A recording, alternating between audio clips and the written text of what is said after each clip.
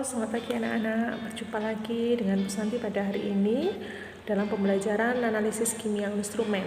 Dan pada hari ini kita akan mempelajari tentang preparasi larutan-larutan yang dibutuhkan di dalam analisis spektrofotometri.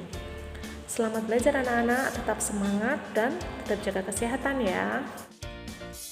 Tujuan pembelajaran pada hari ini adalah kalian dapat menghitung jumlah bahan yang diperlukan untuk membuat larutan induk, larutan standar, maupun mempersiapkan sampel. Kalian juga dapat merancang prosedur untuk membuat larutan induk, larutan standar, dan sampel. Itu adalah tujuan dari pembelajaran kita hari ini. Jadi kalian semua harus menguasai tentang hal-hal yang harus disiapkan dalam preparasi larutan. Nah, larutan apa sajakah yang diperlukan dalam analisa spektrofotometri? Yaitu ada 3 larutan yang harus kita siapkan. Yang pertama adalah larutan induk, larutan standar, dan sampel atau biasanya disebut analat. Nah, di sini kalian harus bisa membedakan larutan induk seperti apa, larutan standar seperti apa, dan sampel itu seperti apa. Berikut ini akan kita pelajari. Yang pertama adalah larutan induk. Seperti apakah larutan induk itu? Larutan induk itu adalah larutan yang dibuat dari padatan zat murni yang nantinya akan diencerkan menjadi beberapa larutan standar. Jadi apabila kita menganalisa konsentrasi besi atau Fe, maka larutan induk dibuat dari padatan yang mengandung Fe. Atau jika kita ingin menganalisa Cu, maka padatan itu harus pula mengandung Cu. Itu adalah bahan untuk membuat larutan induk. Kemudian seperti apakah prosedurnya untuk preparasi larutan induk atau biasanya kita sebut larutan stok? Yang pertama seperti kita lihat pada gambar itu, apa yang dilakukan anak-anak? Iya, benar, itu adalah menimbang padatan, menimbang bahan. Sebelumnya kita harus menghitung terlebih dahulu berapa bahan yang dibutuhkan, kemudian menimbang padatan murni yang mengandung komponen yang mau diukur tadi. Kemudian cara yang kedua, padatan yang telah kita timbang tadi kemudian kita larutkan dengan aquades dalam beker gelas. Misalkan pelarutnya dipakai lain, misalkan pakai alkohol, kita juga pakai pelarut yang lain.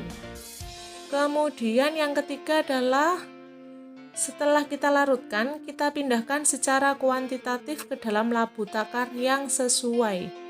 Jadi kalau kita ingin membuat larutan sebanyak 50 ml, maka kita masukkan atau kita pindahkan ke dalam labu takar 50 ml.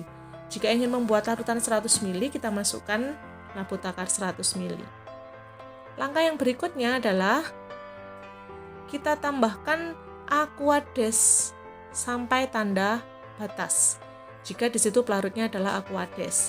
Setelah pada sampai tanda batas, kita lap dindingnya ya, kita lap dindingnya pada leher labu takar. Setelah itu kita homogenkan sampai larutan itu benar-benar homogen.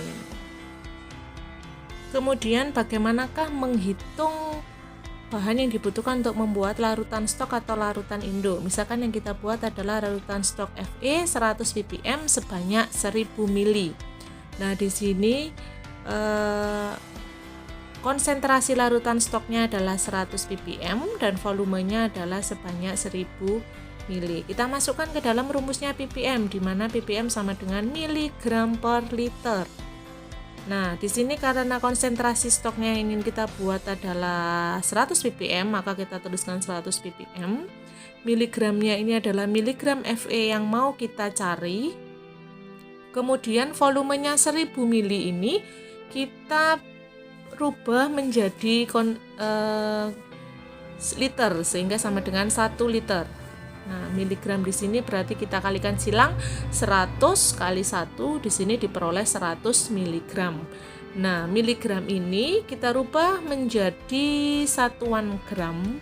Jadi gram Fe yang dibutuhkan adalah sebanyak 0,1 gram. Jadi 100 mg tadi dibagi dengan 1000 sehingga berubah menjadi 0,1 gram. Satuannya adalah gram. Kemudian langkah yang kedua, karena Fe tidak ada dalam bentuk Fe murni tetapi dalam padatan Fe2SO4 3 kali yang tersedia di lab, itu adalah senyawa yang harus kita larutkan. Maka kita harus mencari berapakah jumlah senyawa Fe2SO4 3 kali yang dibutuhkan. Nah, gram Fe ini yang kita peroleh dari perhitungan tadi pakai rumus indeks Fe kali air Fe per mR senyawanya kali dengan massa senyawanya. Di situ senyawanya dalam bentuk Fe2SO4 3 kali. Nah, 0,1 ini adalah dari perhitungan yang sebelumnya, 0,1 gram Fe. Kemudian Fe di sini indeksnya 2 karena jumlah Fe-nya adalah 2 atom. Sedangkan AR-nya Fe adalah 56 dan mR Fe2SO4 3 kali itu sama dengan 400 dikali dengan massa senyawa yang harus kita larutkan berapa. Jika senyawanya berbeda, maka rumusnya juga akan berbeda.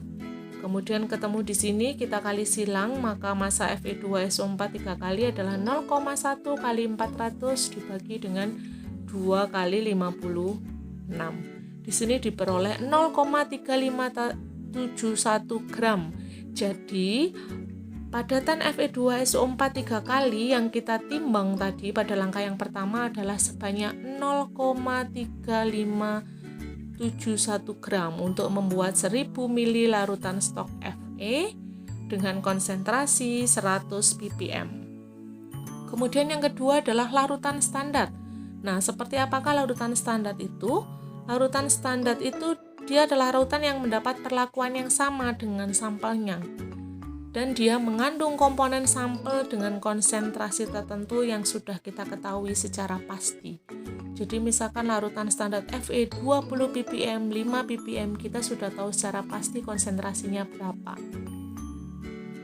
Kemudian larutan standar itu dibuat dari mana? Dia adalah dibuat dari larutan induk yang diencerkan. Jadi larutan induk yang pertama yang sudah kita buat tadi, kita encerkan menjadi beberapa larutan standar dengan konsentrasi tertentu. Misalkan 5, 10, dan lain sebagainya. Kemudian bagaimanakah preparasinya? Yang pertama adalah kita harus menghitung dulu berapa volume larutan stok yang dibutuhkan untuk membuat suatu larutan standar, kemudian memipet larutan stok itu dan memasukkan ke dalam labu takar yang sesuai. Misal kita membuat larutan standar sebanyak 50 ml, maka labu takar yang kita pakai adalah labu takar 50 ml. Kemudian langkah berikutnya, kita tambahkan aquades. Jika pelarutnya aquades, kita tambahkan aquades ke dalam labu takar hingga tanda batasnya. Setelah mencapai tanda batas, jangan lupa kalian mengeringkan leher labu takarnya dengan kertas saring. Nah, bagaimanakah perhitungannya untuk preparasi larutan standar? Itu dengan rumus pengenceran, karena kita mengencerkan dari larutan stok. Jadi M1V1 stok sama dengan M2V2 standar. M di sini bisa diganti dengan ppm-nya larutan stok dan standar. Contoh, kita ingin membuat 50 ml larutan standar Fe 5 ppm. Nah, di situ kita lihat M-nya adalah 100 ppm tadi, M2-nya adalah 5 ppm larutan standar yang ingin kita buat. 50 di situ adalah volume larutan standar. Diperoleh 2,5 ml. Jadi kita harus memipet 2,5 ml larutan stok. Kemudian ada lagi larutan namanya larutan blanko. Di situ biasanya kita sebut larutan standar 0 ppm. Jadi dia mendapat perlakuan yang sama dengan sampel tapi tidak mengandung komponen sampel. Misalkan yang kita ukur adalah Fe atau besi, maka dalam larutan blanko itu kita tidak ada Fe atau tidak ada besinya. Nah, bagaimanakah preparasinya atau pembuatannya? Itu preparasinya sama dengan larutan standar, hanya saja kalau tadi larutan standar kita memipet larutan stok, kalau blanko kita tidak perlu memipet larutan stok. Di dalamnya hanya terdiri pelarutnya sama larutan pereaksi yang ditambahkan dalam sampel, karena itu dia perlakuannya sama dengan sampel, tapi tidak ada larutan stoknya. Nah, kemudian sampel. Apa sih bedanya dengan larutan standar? Kalau larutan standar kita tahu konsentrasi Fe atau konsentrasi zat yang mau diukur berapa konsentrasinya. Tetapi dalam larutan sampel, kita masih belum tahu komponen di dalamnya itu konsentrasinya berapa. Jadi yang mau kita ukur konsentrasinya dalam spektrofotometer UV vis itu disebut sampel. Nah, syarat sampel dalam spektrofotometer UV vis itu ada beberapa macam. Yang pertama itu harus diukur dalam bentuk larutan. Jadi dalam bentuk larutan baru bisa diukur. Nah, jika sampelnya padatan, maka kita harus mengekstraksi dulu atau kita harus melarutkan dulu sehingga berubah menjadi larutan. Jadi meskipun padatan sampelnya, kita masih bisa mengukur dengan spektrofotometer UV vis. Kemudian syarat yang ketiga, sampelnya harus berwarna atau dibuat berwarna. Jika dia awalnya tidak berwarna, maka kita harus membuat menjadi senyawa yang berwarna. Bagaimanakah caranya? Itu bisa dengan yang pertama proses oksidasi. Misalkan Mn atau mangan yang awalnya dia tidak berwarna, dia harus dirubah dulu menjadi ion permanganat melalui reaksi oksidasi, sehingga larutannya berubah menjadi warna pink. Itu cara pertama untuk membuat sampel yang tidak berwarna menjadi berwarna. Dan cara yang kedua itu adalah pembuatan senyawa kompleks. Ini yang paling sering kita lakukan nantinya adalah pembuatan senyawa kompleks.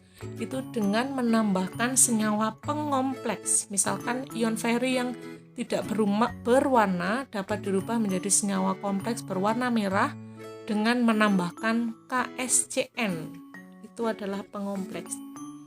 Nah, setelah kalian pelajari tadi semua yang sudah Bu Santi jelaskan, sekarang tugas kalian adalah mengerjakan satu soal evaluasi di buku AKI kalian. Jadi soalnya adalah Dika akan melakukan praktikum analisa kadar besi dalam air sungai menggunakan spektrofotometer UV vis.